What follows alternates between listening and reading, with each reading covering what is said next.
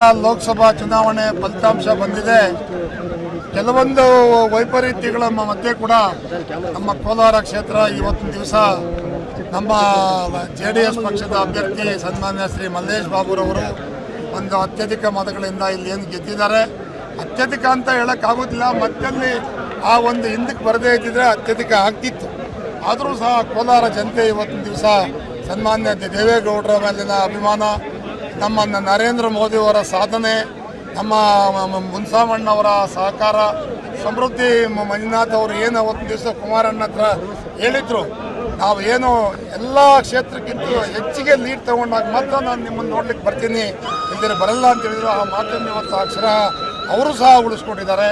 ನಾವೆಲ್ಲ 8 ಕ್ಷೇತ್ರದ ಎಲ್ಲ ನಮ್ಮ ನಾಯಕರು ಒಗ್ಗಟ್ಟಾಗಿ ಒಂದೇ ತಾಯಿ ಮಕ್ಕಳ ರೀತಿ, ನಮ್ಮಲ್ಲಿ ಎಡ ಇಲ್ಲ, ಬಲ ಇಲ್ಲ, ಮೇಲೆ ಇಲ್ಲ, ಕೆಳಗೆ ಇಲ್ಲ, ಎಲ್ಲರೂ ಒಂದೇ ತಾಯಿ ಮಕ್ಕಳ ಥರ ಇವತ್ತು ನಮ್ಮದೇ ಚುನಾವಣೆ, ನರೇಂದ್ರ ಮೋದಿ ಅವರದೇ ಚುನಾವಣೆ, ದೇವೇಗೌಡರದೇ ಚುನಾವಣೆ, ನಮ್ಮ ನಾಯಕರು ಕುಮಾರಣ್ಣ, ಯಡಿಯೂರಪ್ಪನವರು, ವಿಜಯೇಂದ್ರ ಅವರು, ಇವರೆಲ್ಲರನ್ನೂ ಒಂದು ನಮಗೆ ಕಾಲಕ್ಕೆ ಸಹಕಾರ ಕೊಟ್ಟಿದ್ದರಿಂದ ಎಲ್ಲ ನಮ್ಮ ನಾಯಕರು BJP ಇರ್ಬೋದು, ಕಾಂಗ್ರೆಸ್ ಇರ್ಬೋದು, ನಮ್ಮ ಈ ಒಂದು ಕ್ಷೇತ್ರವನ್ನು ತ್ಯಾಗ ಮಾಡಿದಂಥ ನಮ್ಮ ಮುನ್ಸಾಮಣ್ಣವರು ಇರ್ಬೋದು, ಎಲ್ಲರೂ ಇವತ್ತೊಂದು ದಿವಸ ನಮ್ಮ ಮಲ್ಲೇಶ್ ಬಾಬು ಅವರು ಏನು ಪಾಪ ಅವರು 3 ಚುನಾವಣೆಗಳಿಂದ ಜಯದ ನಿರೀಕ್ಷೆಯಲ್ಲಿದ್ದರು. ಇವತ್ತಿನ ದಿವಸ ತಾಯಿ ಕೋಲಾರಮ್ಮ ತಾಯಿ ಇರ್ಬೋದು, ನಮ್ಮ ಚಾಮುಂಡಿ ತಾಯಿ ಇರ್ಬೋದು, ಇವತ್ತಿನ ದಿವಸ ಅವ್ರದ ಜಯದ ಮಾಲೆನ ಅವರು ಕುತ್ತಿಗೆಗೆ ಹಾಕಿದ್ದಾರೆ.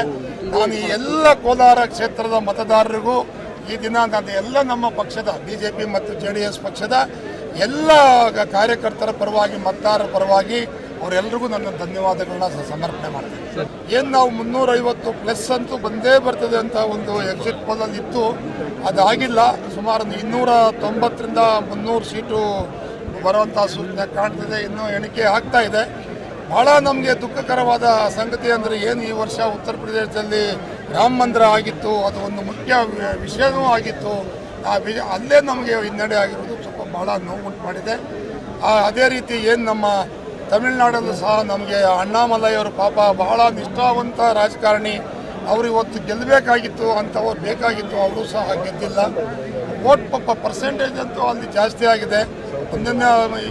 ಒಂದು ಭಾಳ ಖುಷಿ ಪಡುವಂಥ ವಿಚಾರ, ದಕ್ಷಿಣ ಭಾಗದಲ್ಲಿ ಇವತ್ತು BJP ಮತದಾರರು, JDS ಮತದಾರರು ಒಟ್ಟಿಗೆ ಕೈ ಹಿಡಿದಿದ್ದಾರೆ.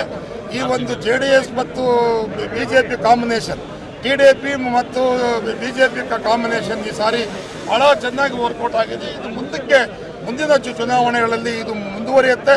ಮುಂದಿನ ತಾಲೂಕು ಪಂಚಾಯತಿ ಇರ್ಬೋದು, ಜಿಲ್ಲಾ ಪಂಚಾಯತಿ ಇರ್ಬೋದು, ಮುಂದಿನ ವಿಧಾನಸಭಾ ಚುನಾವಣೆ ಕೂಡ ಅತಿ ಶೀಘ್ರದಲ್ಲೇ ಬರುವಂಥ ಅವಕಾಶ ಇದೆ. ಮುಂದಕ್ಕೆ ನಮ್ಮ ಏನಿವತ್ತು ಮೈತ್ರಿ ಇನ್ನೂ ಗಟ್ಟಿ ಮಾಡಿಕೊಂಡು ನಾವೆಲ್ಲ ಇನ್ನು ಮುಂದಿನ ದಿನಗಳಲ್ಲಿ ಏನಿವತ್ತಿನ ದಿವಸ BJP ಪಕ್ಷ JDS ಪಕ್ಷ ಒಟ್ಟಿಗೆ ಕೆಲಸ ಮಾಡೋದಿದೆ. ಮುಂದಕ್ಕಿನ್ನ ಆ ಒಂದು ಮೈತ್ರಿ ಗಟ್ಟಿ ಆಗೋದಕ್ಕೆ ಈ ಒಂದು ಚುನಾವಣೆ, ಕೋಲಾರ ಲೋಕಸಭಾ ಕ್ಷೇತ್ರದ ಚುನಾವಣೆ ಇವತ್ತೊಂದು ವೇದಿಕೆ ಆಗಿದೆ. ಇದು ದೊಡ್ಡ ಆಲದ ಮರ, ಇದು ದೊಡ್ಡ ಆಲದ ಮರದ ಕೆಳಗಡೆ ಮುಂದಿನ ಚುನಾವಣೆಗಳನ್ನ ಭಾಳ ಸುಸೂತ್ರವಾಗಿ ನಡೆಸ್ತೀವಿ. ಬಡ ರಾಜಕೀಯದಿಂದ ನಮಗೇನು ಆ ಥರ ಅನುಕೂಲ ಆಗಿಲ್ಲ. ಒಂದು ವರ್ಗಕ್ಕೆ ಅನುಕೂಲ ಆಗಿರ್ಬೋದು. ನಾನು ಒಂದು ಮಾತನ್ನು ನಾವು ಒಗ್ಗಟ್ಟಾಗಿ ಮಾಡಿದ್ದೀವಿ. ಘಟಬಂಧನ್ನವರು ಸಹಕಾರ ನಮಗೆ ಇವತ್ತು ಗೆಲುವಲ್ಲಿ ಭಾಳ ಪಾತ್ರ ವಹಿಸಿದೆ.